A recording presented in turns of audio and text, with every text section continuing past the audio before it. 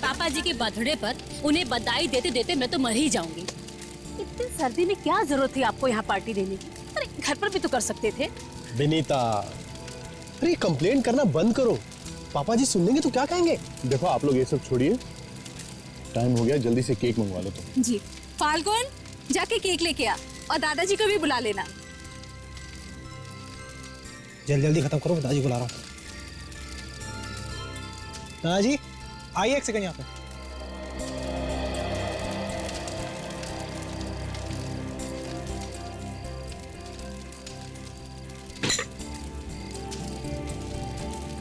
जीते रहो बेटा।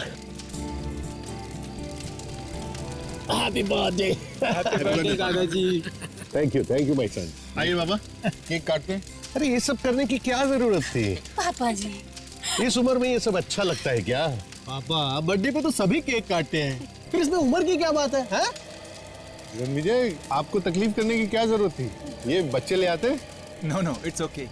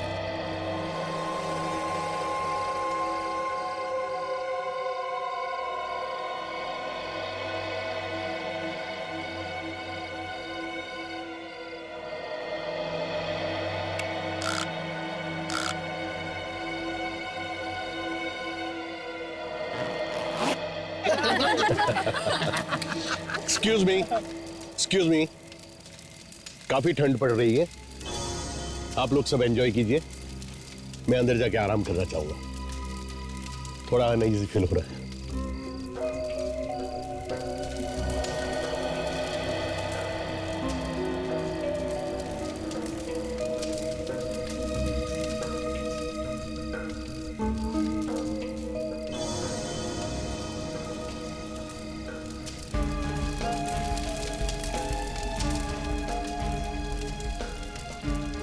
इनका हर बार का यही तमाशा है। 2 मिनट भी प्यार से नहीं रह सकते ये। इतना अच्छा इंतजाम किया था और बस चल दिया ऐसे ही।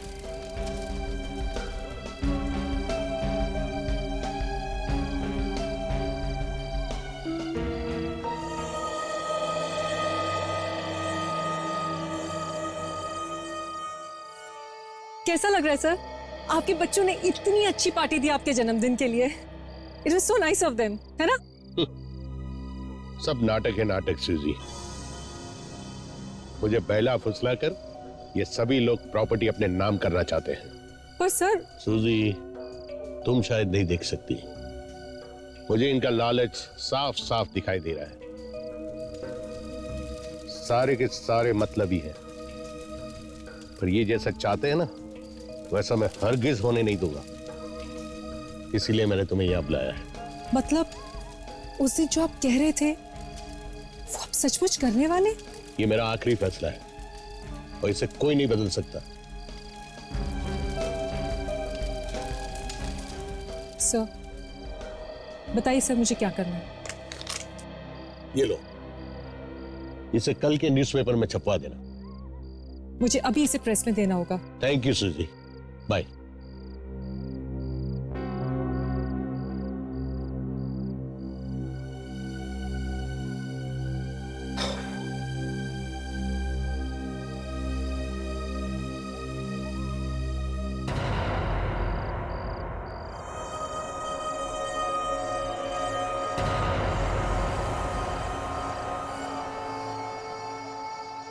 कौन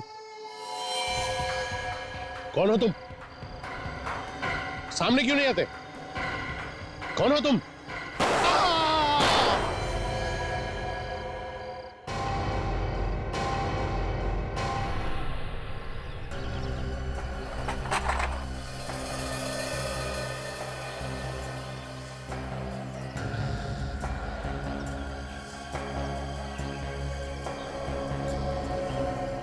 खून के निशान यहाँ से शुरू हुए।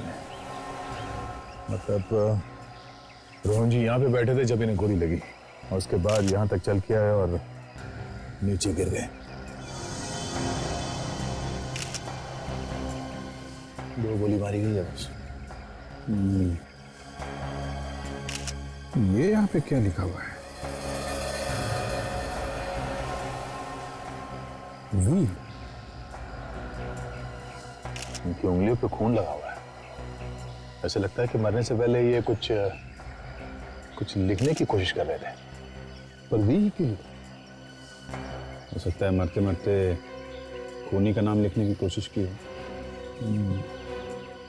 विवेक, लाश की अच्छी तरीके से फोटो ले लो और इस वी को भी उठा लो जरा।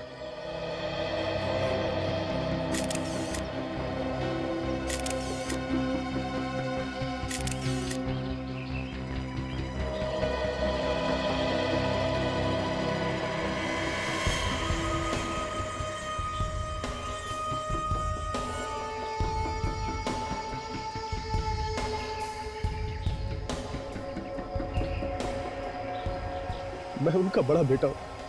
पिताजी की मौत का यूं अचानक मुझे यकीन ही नहीं।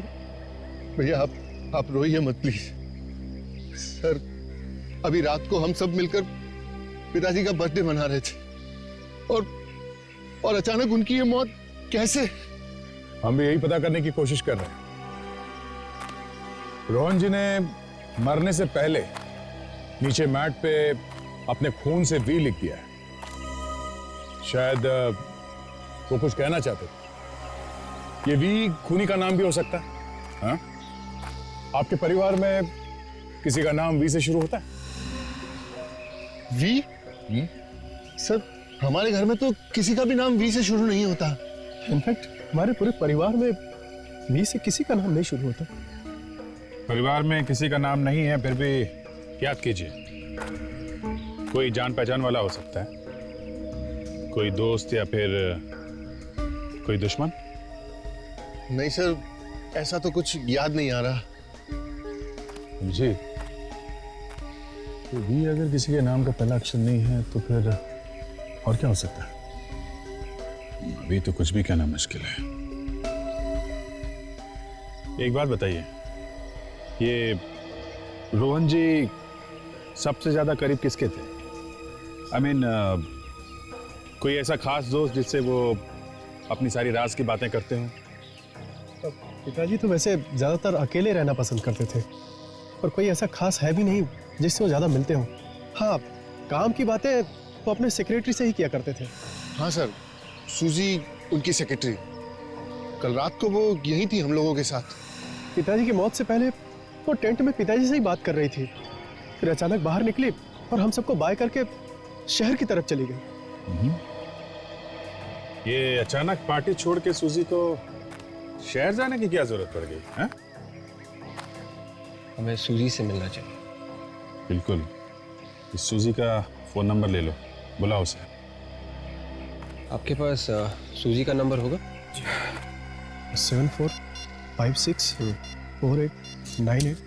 क्या विजय, सर में दर्द? नहीं यार, इनफैक्ट अब तो बिल्कुल भी नहीं है। वो मैं ट्रीटमेंट ले रहा हूँ एंड इट्स वर्किंग। बिल्कुल भी दर्द नहीं। अच्छा, कहाँ कर रहे हो ट्रीटमेंट? है एक डॉक्टर, तुम नहीं जानते उसे, काफी बढ़िया डॉक्टर है।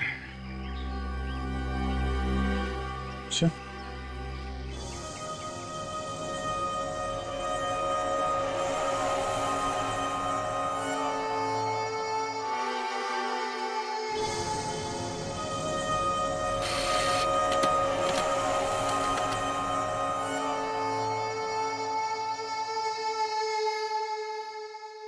दो गोलियां लगने के बाद बचने का तो कोई चांस ही नहीं रहा होगा बेचारे के पास।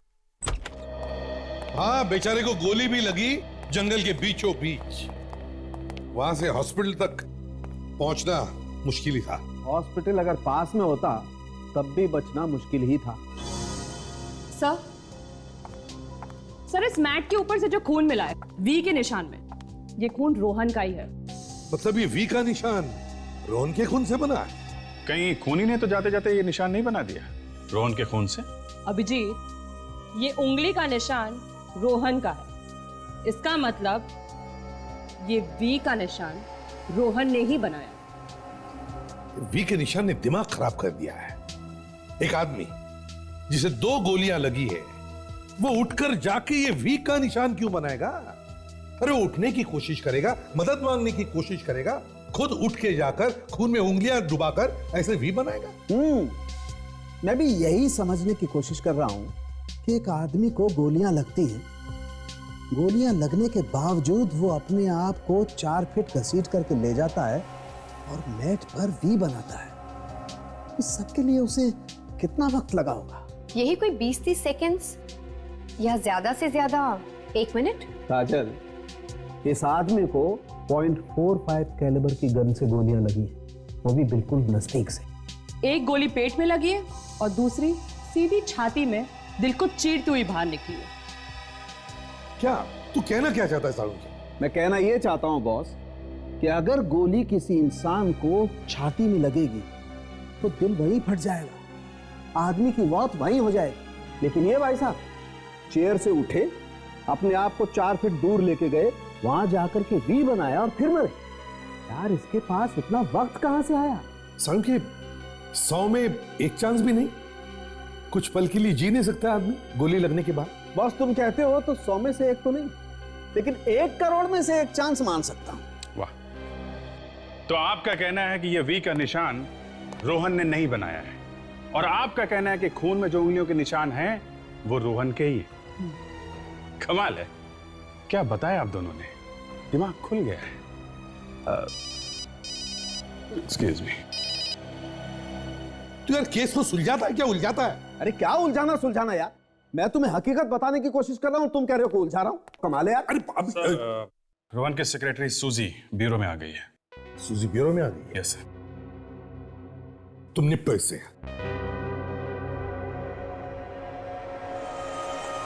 सूजी, राइट? जी सर, सूजी, रोहन सर की सेक्रेटरी। सर आपने मुझे यहाँ क्यों बुलाया है? रोहन के खून के बारे में तुम्हारे साथ कुछ बात करनी थी, इसलिए। उनके खून के बारे में मुझसे? सर मुझे इस बारे में कुछ भी नहीं पता, मैं तो वहां थी भी नहीं सर। हाँ, आप वहां पे थी नहीं, मगर मरने से पहले आखिरी बार उन्होंने आपसे मुलाकात की थी। कौन सी बात करने के लिए बुलाया था तुम्हें उन्होंने टेंट में? क्या बात हुई थी? उस रात रोहन सर ने अपने जन्मदिन का केक काटने के बाद मुझे अपनी नई वसीयत के बारे में बताने के लिए बुलाया था। नई वसीयत? ये क्या नया चक्कर है? मरने से पहले रोहन ने नई वसीयत बनवाई? जी सर, और उसके मुताबिक उनकी सारी प्रॉपर्टी चैरिटी ट्रस्ट को जाएगी। इतनी सारी प्रॉपर्टी चैरिटी के ना, बच्चों को कुछ भी नहीं? नहीं सर नहीं, उन्हें एक पैसा नहीं देना चाहते थे वो, इसलिए उन्होंने रणविजय से कहकर ये नई वसीयत बनवाई थी। कमाल है, इतनी नफरत करते थे वो अपने बच्चों से? क्यों, कुछ पता है तुम्हें? सर वो अपने बच्चों से बिल्कुल खुश नहीं थे, उन्हें लगता था वो सब सिर्फ उनके पैसों के पीछे हैं, किसी को उनकी कोई कदर ही नहीं है। तो शायद इस वसीयत की वजह से ही उनका खून हुआ है।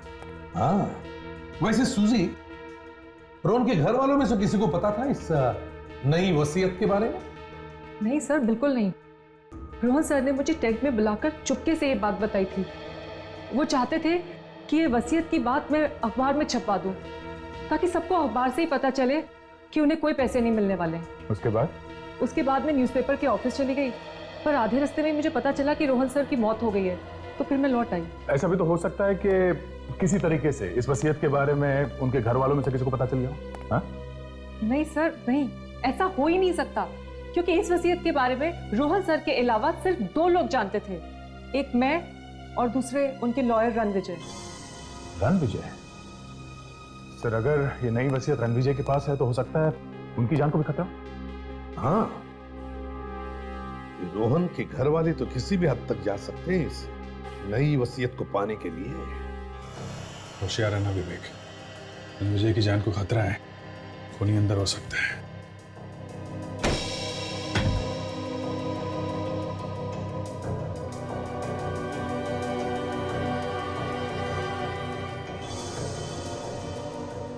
सारा घर तहस नहस है। लगता है खूनी नई वसीयत के पेपर्स ढूंढने आया होगा।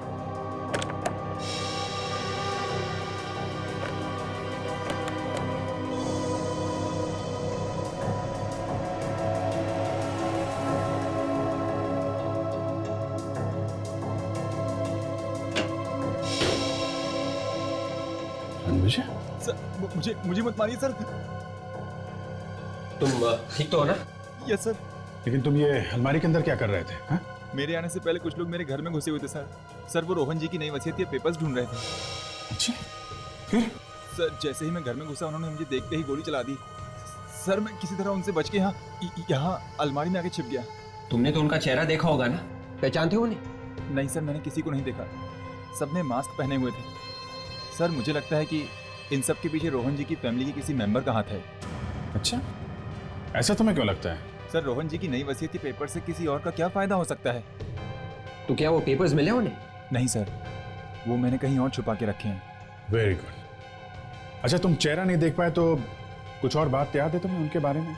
आई मीन, उनके हाथ में घड़ी, कोई चेन, एक दूसरे का नाम ले रहे हो, कुछ भी? हाँ सर। सर उनमें से किसी एक के दाहिने हाथ पर एक टैटू था। टैटू? कैसा टैटू? क्या बना था? सर चमगादड़ का टैटू। चमगादड़? देखना पड़ेगा कि रोहन की फैमिली में कौन है जिसे चमगादड़ से इतना प्यार है। हाँ, मैं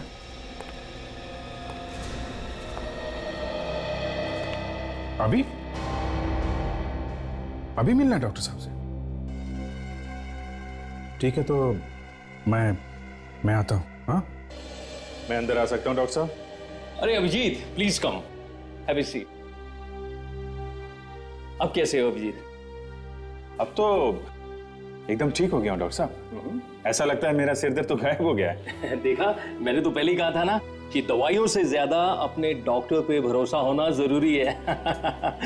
अब क्योंकि आपका सर दर्द चला गया है तो मैं आपको नई दवाई दे देता हूँ ताकि ये दर्द फिर से वापस ना आए। हेलो माया, अभिजीत की दवाइयाँ लेकर आइए। डॉक्टर साहब, ये जो पुरानी दवाइयाँ थी वे तो बिल्कुल ठीक काम कर रही हैं, तो नई दवाइयाँ जरूरी हैं क्या? अभिजीत, मुझ पे विश्वास रखो, पहले की सारी दवाइयाँ बंद कर दो और कल से आप ये नई दवाई लेना शुरू करो। दिन में 2 टैबलेट्स, एक सुबह और एक रात को। ओके, तो मैं चलूं? Okay Abhijeet, all the best. Thank you very much.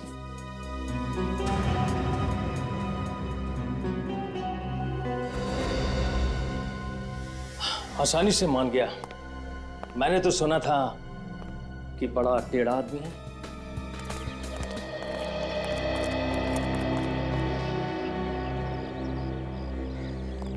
आइए सर।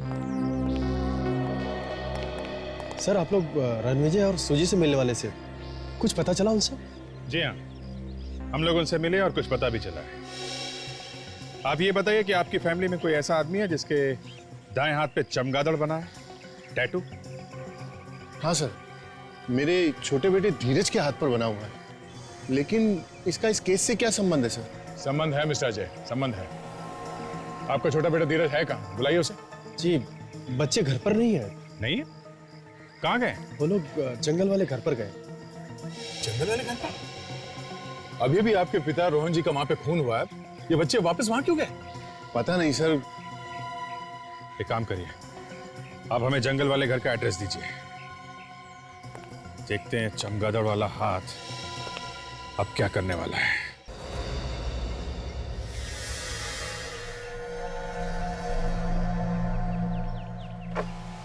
हेलो डॉक्टर माया।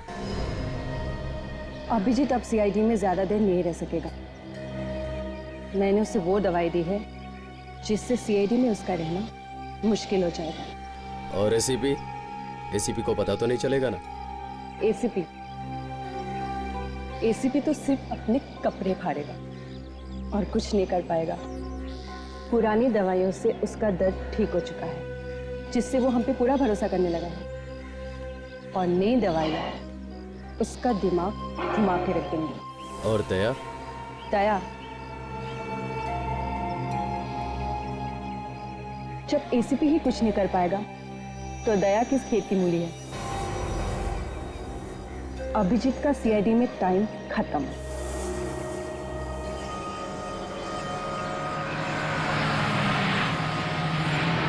सर ये वही जगह है जहाँ से रोहन जी के फॉरेस्ट हाउस के लिए रास्ता जाता है। वो पांचों भाई यही आए होंगे। रास्ता जैसा तो कुछ दिख नहीं रहा है।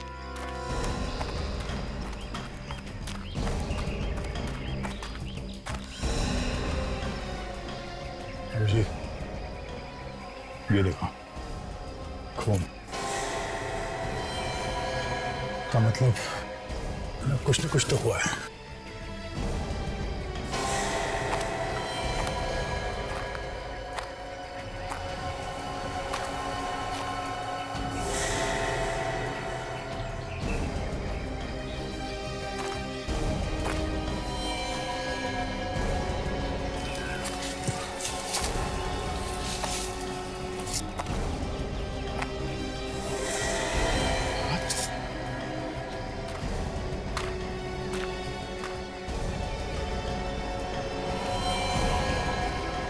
ये तो फाल्गुन है, रोहन का पोता। फाल्गुन? इतना सारा खून?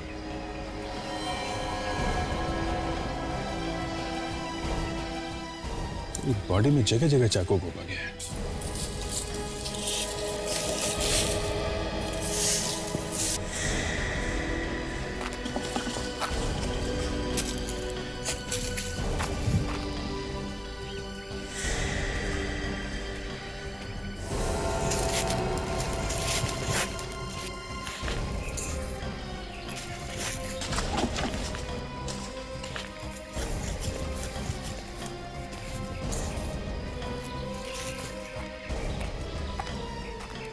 भूमि शाह को अपने साथ लेके भागा है।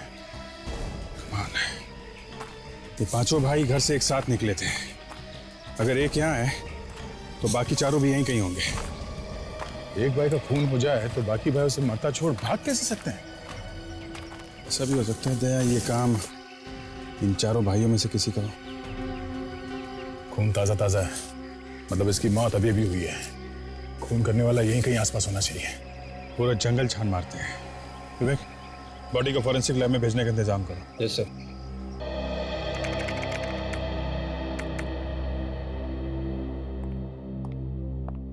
मैंने दोबारा चेक कर लिया, रोहन जी के परिवार में ऐसा कोई भी नहीं जिसका नाम वी से शुरू होता है।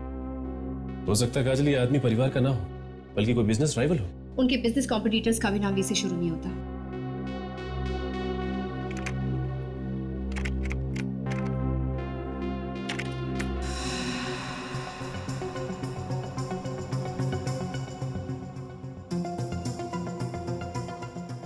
ये देखो, रोहन जी को दुनिया भर से पेंटिंग खरीदने का बहुत शौक था और उनकी एक पेंटिंग है जिसका नाम है वी। ये तो एक बहुत ही मशहूर यूरोपियन आर्टिस्ट की पेंटिंग है और इसे रोहन जी के पिता पृथ्वी जी ने 1952 में लंदन के एक नीलामी से खरीदा था। और अब इस पेंटिंग की कीमत है 30 करोड़ रुपए। इसका मतलब इस पेंटिंग में ही कुछ है। मुझे भी ये लगता है। मुझे लगता है कि इस पेंटिंग में ही कोई राज है। हमें जल्द से जाके इस पेंटिंग को देखना होगा। कहां पे है ये पेंटिंग? मंदार कॉलोनी, रोहन जी के पुराने बंगले में।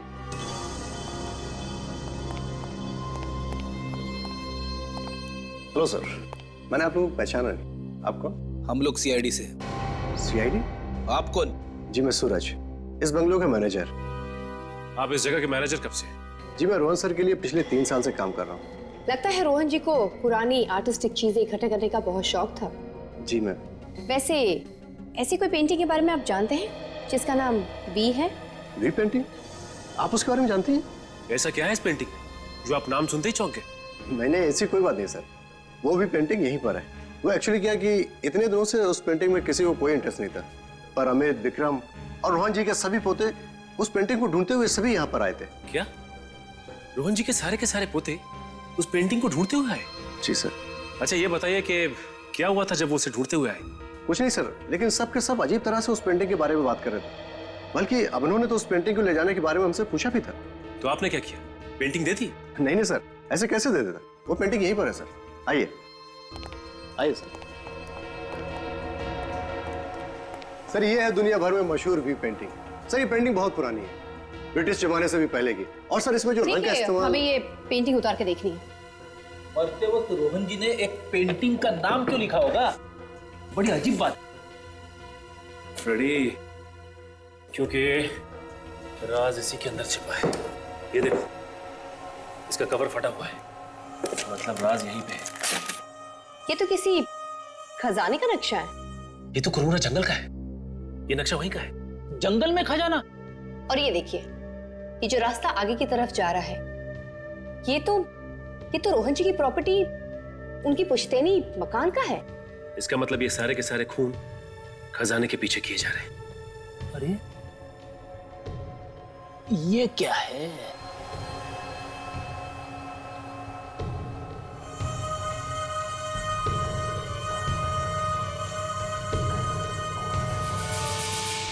अरे ये तो रोहन जी के पिता का खत है, रोहन जी के नाम।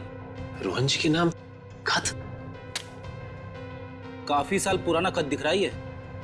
इसमें साफ साफ लिखा हुआ है कि रोहन बेटा, ये पेंटिंग संभाल के रखना। इस पेंटिंग में एक खजाने का राज छुपा हुआ है, तुम्हें इस खजाने तक पहुंचना ही होगा।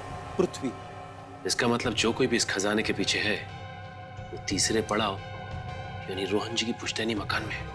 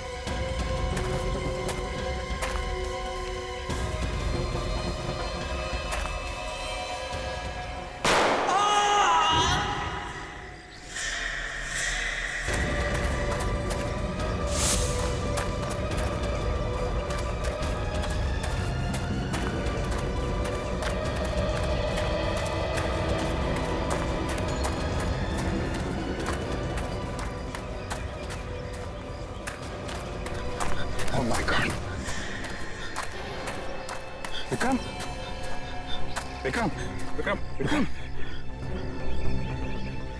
हाँ? विक्रम, क्या हुआ? हाँ? किसने किया है?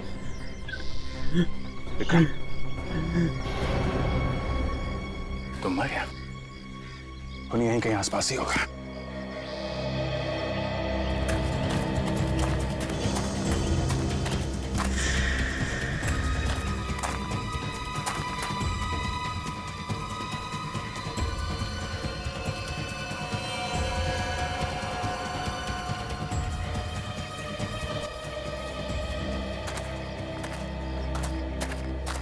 भाग गया। लगता है यहाँ आसपास कहीं जंगल में छुप के बैठा होगा। पहले फाल्गुन की मौत, अब उसका भाई विक्रम। ये हो क्या रहा है फैमिली में? हाँ, सब एक दूसरे के दुश्मन बन गए हैं। और क्यों?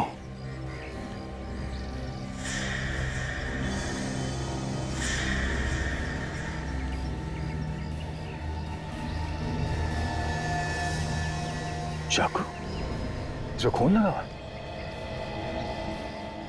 ये फाल्गुन को चाकू घोप घोप के मारा गया था। कहीं विक्रम ने तो नहीं मारा उसे? अपनी भाई का खून, मतलब विक्रम ने फाल्गुन को मारा और किसी और ने विक्रम को मारा। काफी गहरा चक्कर है बॉस। मतलब कोई है जो इन भाइयों से ये सब करवा रहा है, और इसका राज इस जंगल में ही कहीं छुपा हुआ है।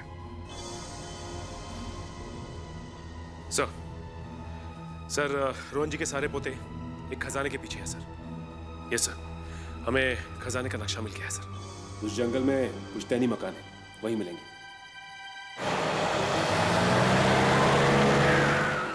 यही है वो पुश्तैनी मकान।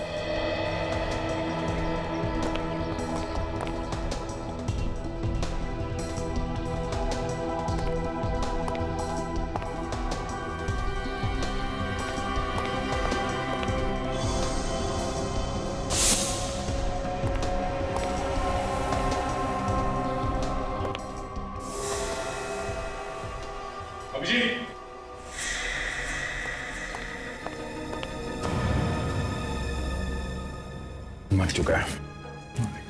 वही चाकू मारा गया ऐसे भी। तो लगता है वो लोग यहाँ से आगे निकल चुके हैं। यहाँ पर भी कोई दिख नहीं रहा है। जरूर इस घर में कुछ ऐसा छुपा हुआ है जिसको ढूंढते हुए लोग यहाँ पर आए थे। नक्शे की कोई अगली कड़ी। ये तस्वीर ऐसी टेढ़ी क्यों है?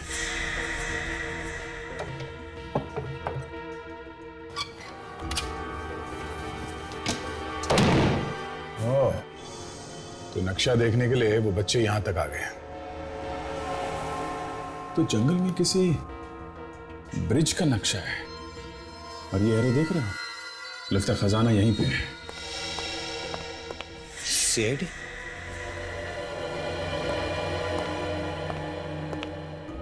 सर मैं इस जंगल का गार्ड हूं। आपको अंदर आते हुए देखा तो मैं खुद ही आपको हेल्प करने के लिए आ गया। पहले ये बताओ, कुछ देर पहले अभी रोहन के रिश्तेदारों में से कोई यहाँ पे आया था क्या? जी हाँ सर, आए थे। यहाँ जंगल में आसपास कोई ब्रिज है क्या? हाँ पास में ही है। जाइए देख, ये दीवार पे जो नक्शा बना हुआ है ऐसा ही ब्रिज है? हाँ यही है। ये 15 साल पहले बना है। ऐसे कैसे हो सकता है? अगर ये नक्शा 50 साल पुराना है तो 50 साल पुराने नक्शे में 15 साल पुराना ब्रिज कहां से आ गया? या तो नक्शा नकली है या फिर कोई और ब्रिज है। यहाँ जंगल में इस ब्रिज के अलावा कोई और ब्रिज है क्या? नहीं सर, ये एक ही ब्रिज है। देख, इनसे इस ब्रिज तक जाने का रास्ता मालूम करो। आप जा सकते हैं। Thank you sir. मैं सचिन और काजल से पूछ लेता हूँ, वो जो लेटर उन्हें तस्वीर के पीछे मिला था उसे ठीक तरीके से एग्जामिन करें। पता चल जाएगा 50 साल पुराना है कि नहीं।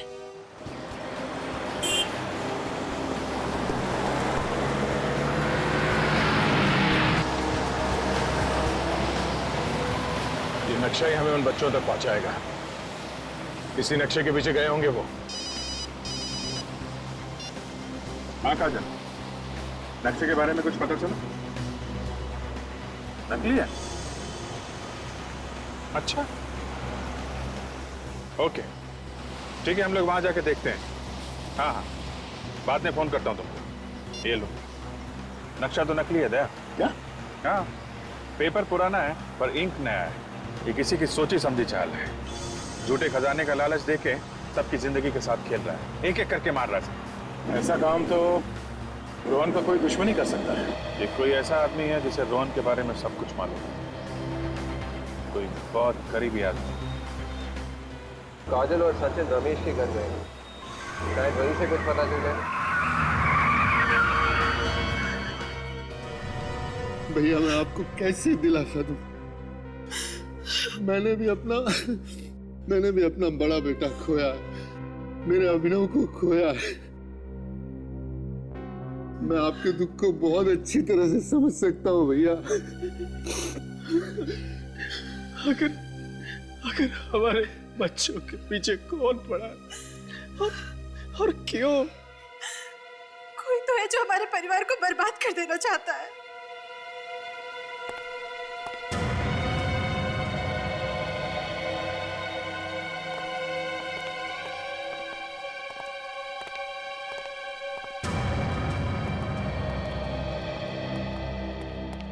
ऑफिसर्स, कुछ पता चला खूनी कौन है? देखिए, खूनी तक पहुंचने के लिए हमें आप लोगों की मदद चाहिए। कैसी मदद? हमें आपके पिताजी के बारे में कुछ जानना था। उनके बारे में क्या जानना चाहते हैं आप? उनकी किसी के साथ दुश्मनी थी। जहां तक मुझे याद है मैंने कभी उन्हें किसी के साथ बहस भी करते हुए नहीं सुना। हाँ, मुझे भी याद नहीं कि पिताजी से किसी की दुश्मनी हो सकता है उनकी कोई पुरानी दुश्मनी।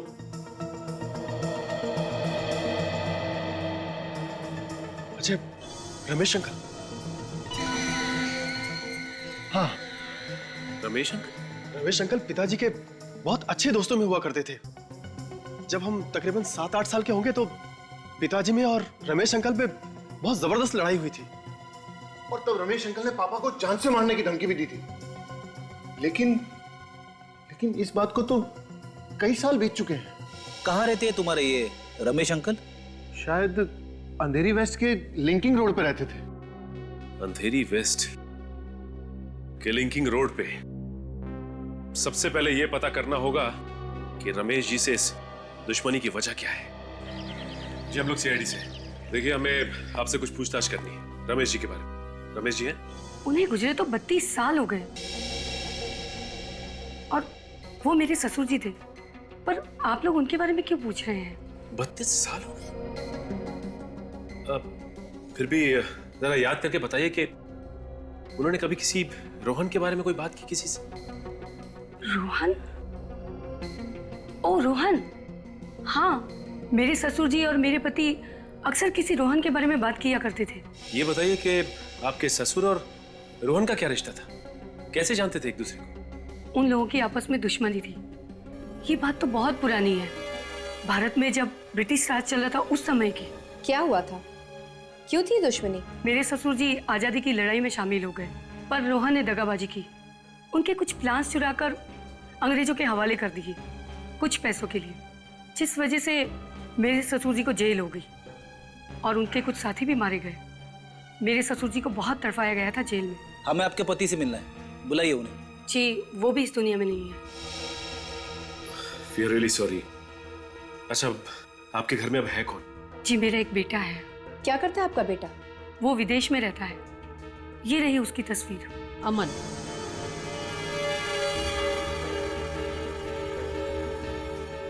ये अमन है? हाँ, क्यों क्या हुआ? जी कुछ नहीं, थैंक्स।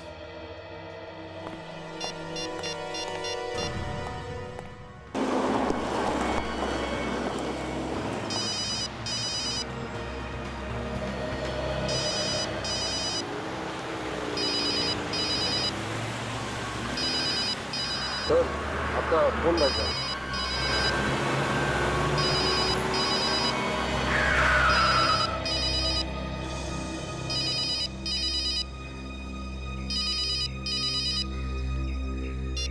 हाँ सचिन, क्या उसी आदमी का फोटो था? My God. ठीक है,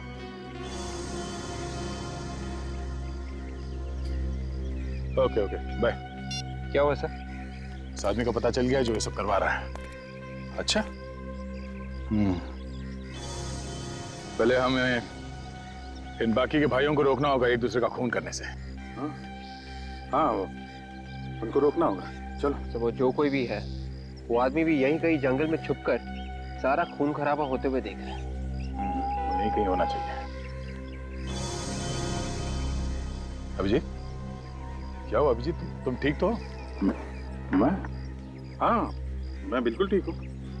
मुझे क्या हुआ? ऑल राइट, या चलो ढूंढते हैं उनको। अभिजीत, मैंने तुम्हारे जेब से फोन निकालकर सचिन से बात की और तुम्हें पता तक नहीं चला। वो हाँ? क्या बात कर रहे हो? ये मैंने देखा था तुम्हें बात करते हुए, तो मैंने सोचा कि तुम्हें डिस्टर्ब क्यों करूं, है ना? चलो उनको ढूंढना होगा।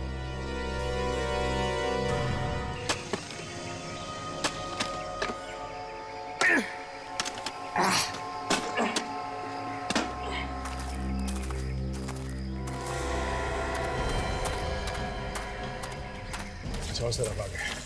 अभी जिस तरफ है जल्दी चलना होगा, खून होने से पहले रोकना होगा उनको।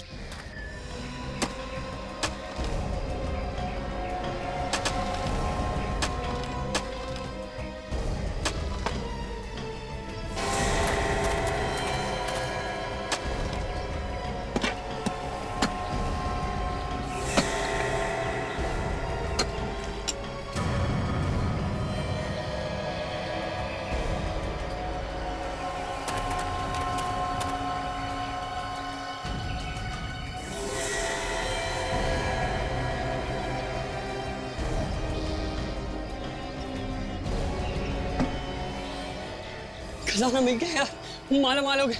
जल्दी खोल इसे, जल्दी खोल।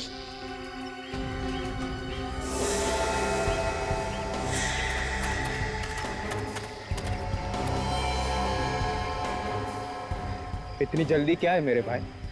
विवेक जल्दी से जाओ, पीछे से जाओ, देखो उनके पास गन है, कहीं हड़बड़ी में वो गन न चला दे। ये क्या कर रहा है यार, पागल हो गया तू? ये खजाना मेरा थोड़ी है यार, हम दोनों का है ये। खजाना हम दोनों का नहीं, सिर्फ मेरा है, समझे? सिर्फ मेरा। उसने मुझे बोला था कि तुझ पे भरोसा ना करूं। अगर उसकी बात मान लेता तो आज ये दिन नहीं देखना होता। क्या बकवास कर रहा है? अबे उसने मुझे तुझसे सावधान रहने को कहा था, तुझसे। अरे मुझसे सावधान होने की क्या जरूरत है यार, मैं तुझे थोड़े ना मारूंगा यार। हिलना मत, बिल्कुल हिलना मत। मुझे पता था कि तू पलट के ब्लैकमेल करेगा, पीछे से वार करेगा, इसलिए मैंने कोई भी सबूत नहीं छूटने दिया। सारे के सारे भाइयों को मार डाला और अब तेरी बारी है, समझे? Your turn. वाह रे वाह, क्या भाईचारा है, वाह। तुम दोनों के बीच में जो शक और नफरत पैदा की है ना, वो सिर्फ एक ही आदमी ने की है। आप लोग यहाँ? जी हाँ, हम लोग यहाँ। वो एक ही आदमी है जिसने तुम्हारे दादाजी का खून किया है और तुम भाइयों में फूट डाली। और ये खजाना जिसके लिए तुम एक दूसरे की जान ले रहे हो, ये भी नकली है, समझे? पर सच तो ये है कि खजाना में मिल गया है।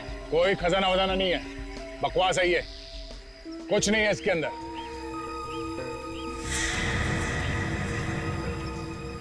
और इस सब के पीछे जो आदमी है वो यहीं पर है, हम सब के बीच। तुम जहां कहीं भी हो, हम जानते हैं कि तुम अमित और धीरज को जान से मारना चाहते हो, मगर हम ऐसा होने नहीं देंगे।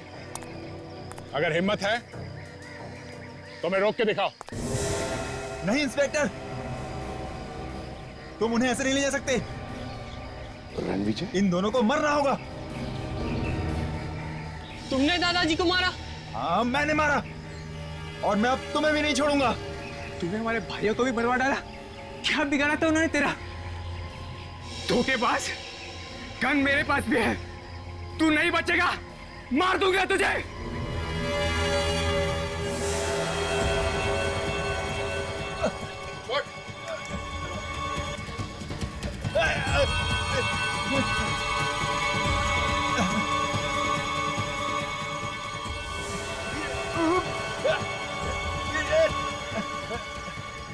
गन लगाएगा? हाँ, गन मारेगा? हाँ, क्या कर रहे हो? क्या कर रहे हो तुम? मुझे क्या कर रहे हो? क्या कर रहे हो तुम?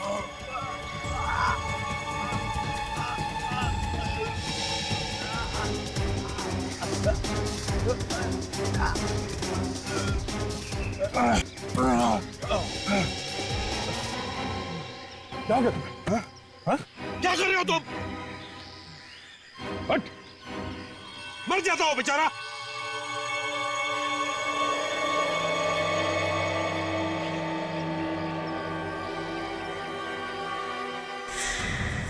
मिस्टर रणविजय उर्फ अमन, आज आप कुछ कहना चाहते हैं?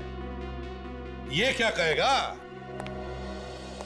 रोहन का खून करके उसके परिवार वालों को एक दूसरे का दुश्मन बनाकर छोड़ दिया। हाँ, ऐसा करके मैंने अपने दादाजी का बदला पूरा किया। मेरे दादाजी को फंसाया था उसने। मैंने धीरे धीरे रोहन के मन में उसके बच्चों के खिलाफ शक पैदा किया और वो मेरी बातों में आ गया। और तुम्हें लगा कि वो सारी जायदाद तुम्हारे नाम पर कर देंगे, है ना? मुझे लगा कि वो ऐसा करेगा, मगर उस बेवकूफ आदमी ने मेरे सारे किए कराए पर पानी डाल दिया। उसने अपनी सारी जायदाद मेरे ही हाथों एक ट्रस्ट के नाम दान करा दी और उन्हें मारकर उन्हीं के हाथों से वी का निशान बनाकर उस खजाने का नाटक रचा तुमने। धीरज को फंसाया कैसे तुमने? मैंने उसे खजाने का रास्ता बताने का वादा किया। अगर वो अपने भाइयों को एक दूसरे के हाथों खत्म करवा सके तो। बस बाकी उनका लालच उनकी जान लेता चला गया। शर्म आनी चाहिए तुम्हें। वकील हो तुम, वकील। अपने दादाजी का बदला ही लेना था तो कानून से सजा दिलवाते, मगर नहीं। बदले की आग और लालच उन दोनों ने अंधा कर दिया तुम्हें। 4-4 बेकसूर लोगों के खून करवाए तुमने। अब चाहे जितनी भी वकालत करो, दुनिया की कोई भी अदालत तुम्हें फांसी से नहीं बचा सकती। ले जाओ इसे विवेक। चलो प्लीज सर। चलो सर।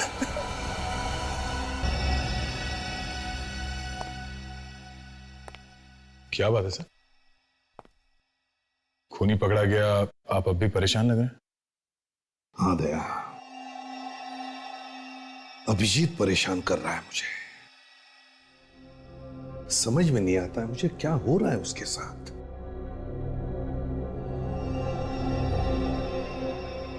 तुम क्यों चुप हो गए?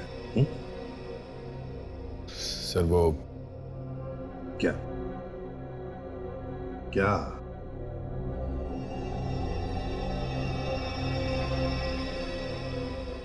कुछ छुपा रहे हो मुझसे तुम? क्या है? सर अभिजीत पिछले कुछ दिनों से काफी बदला बदला सा है सर। मैंने उसे ऐसे पहले भी कई बार देखा है। पिछली बार सर एक क्राइम सीन पे उसने बिना ग्लव्स पहने लाश को हाथ लगाने की कोशिश की थी। वही तो समझ में नहीं आ रहा है क्यों कर रहा है ऐसे। पता नहीं सर, पर यह सब तब से हुआ है जब से उसके सर पे वो चोट लगी है।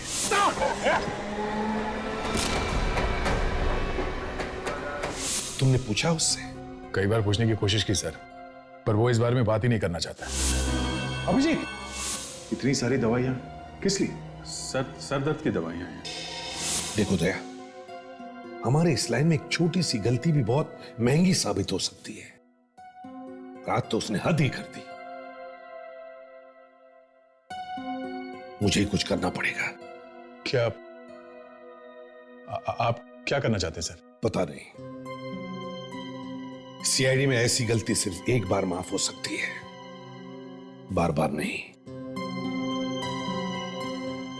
अगर ऐसे ही चलता रहा तो सर आप अभिजीत को सीआईडी से निकाल देंगे?